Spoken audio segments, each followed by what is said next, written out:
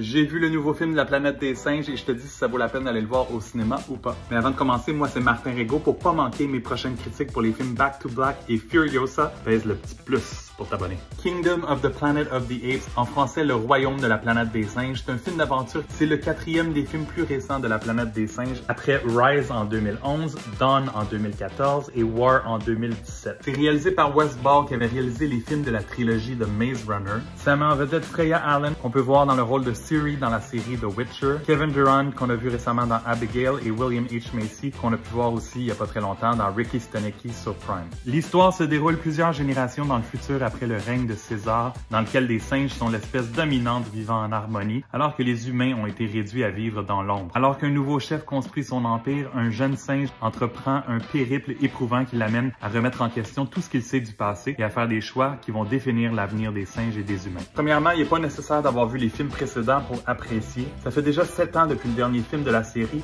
et chaque fois, les effets spéciaux deviennent de plus en plus impressionnants. C'est vraiment assez incroyable à voir sur l'écran le plus gros possible. Excellent travail au niveau de l'ambiance sonore et de la musique et c'est aussi très réussi au niveau des décors, des environnements. C'est vraiment très beau. Ça a été tourné à l'extérieur en Australie. Le personnage de May m'a souvent fait penser à Katniss dans Hunger Games, surtout quand elle a sa tresse. Le scénario de l'intrigue est intéressant, mais pour moi, il y a des problèmes vraiment au niveau du rythme de ce film.